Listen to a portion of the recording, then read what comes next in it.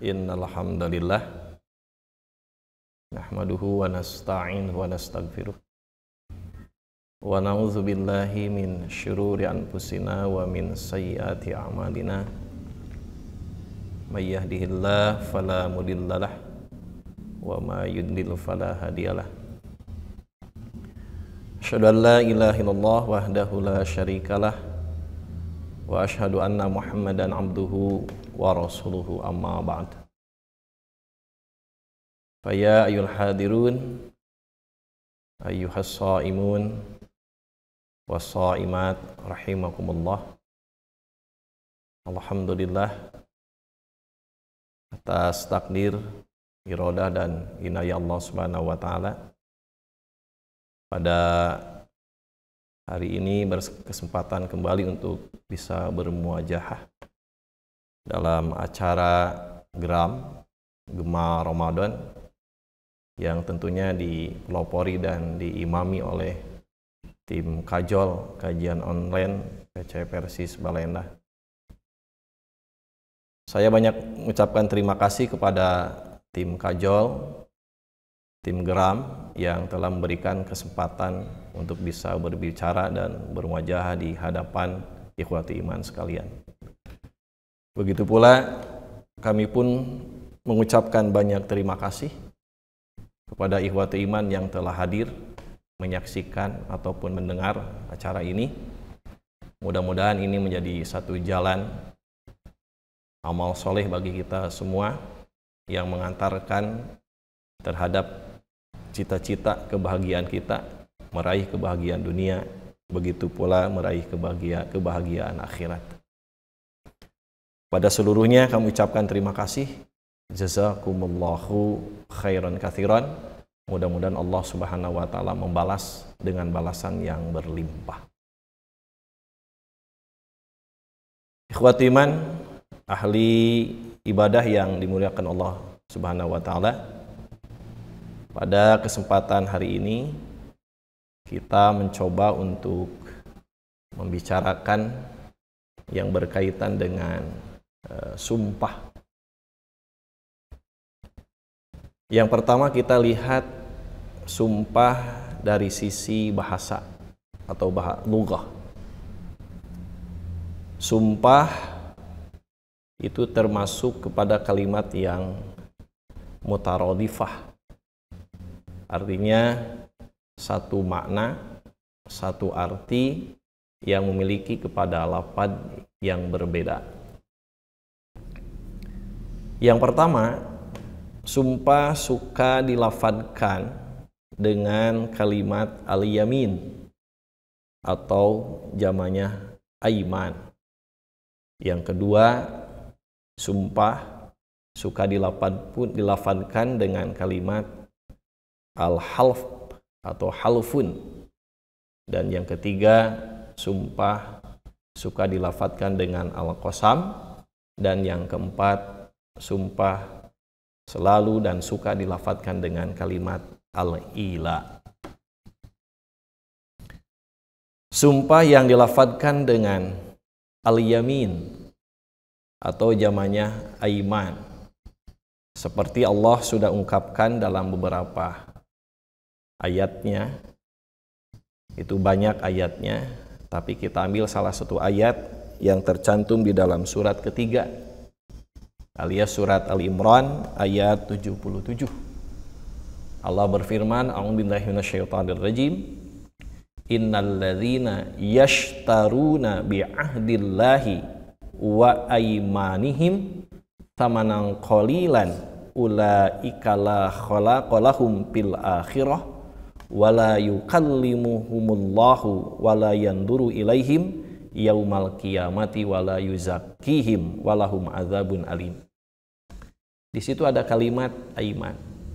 Kata Allah, innalladzina, sesungguhnya orang-orang yashtaruna yang memperjualbelikan bi'ahdillahi, janji-janji Allah, wa aimanihim, dan orang yang memperjualbelikan aimanihim, sumpah-sumpah mereka, thamanan qalilan, dengan harga yang murah, maka kata Allah, ulaika mereka itu la khalaqa fil akhirah, tidak akan mendapat bagian kelak di akhirat.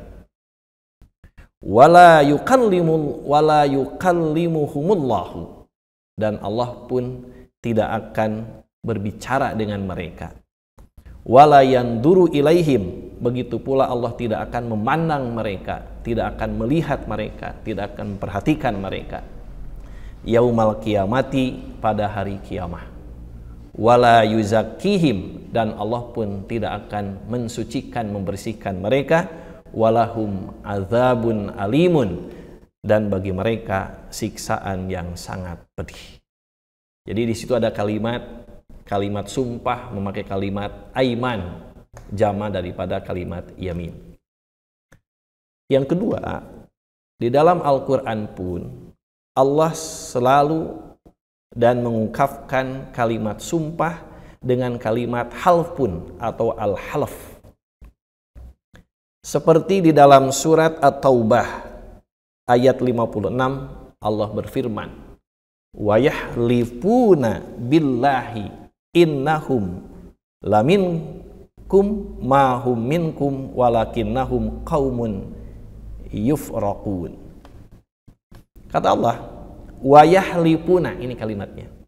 Wa yahlifuna dari kalimat halaf, wa yahlifuna, dan mereka bersumpah billahi dengan nama Allah, innahum laminkum, bahwa mereka itu bagian daripada kalian. Wa ma hum minkum, wa ma hum minkum, tapi mereka itu sebetulnya bukan bagian daripada kalian. Walakinnahum, tapi mereka itu qaumun, satu kaum, yufraquna, yang sangat takut kepada kalian. Jadi di situ ada kalimat yahlifuna, mereka bersumpah. Jadi kalimat sumpah dalam Al-Quran suka disinggung, suka disebut dengan kalimat halaf, yahlifuna diantaranya. Yang ketiga, ikhwati iman yang dimuliakan oleh Allah Subhanahu wa taala, sumpah dalam Al-Quran suka dikatakan atau suka disebut dengan al-qasam. Seperti di dalam satu ayat yang sering kita dengar, yang sering kita baca, di antaranya dalam surat Al-Fajr, surat ke-89 ayat 5. Hal fi dzalika qasamul lidzi hijr. Itu kata Allah begitu. Hal fi dzalika, apakah pada yang demikian itu, qasamun, ada sumpah. Nah, di situ ada kalimat qasamun, ada sumpah. Lidzi hijrin, bagi yang memiliki akal. Ataupun dalam surat yang lain, dalam ayat yang lain Allah sudah sebutkan. Di antaranya adalah la uqsimu bihadzal balad. Kalimatnya uqsimu dari qasam, la uqsimu. Aku benar-benar bersumpah bihadzal balad, dengan negeri ini. Nah, itu yang ketiga. Jadi sumpah itu memakai, dilafadzkan dengan kalimat qasam. Dan yang keempat, sumpah suka dilafadzkan dengan kalimat al-ila. Al-ila.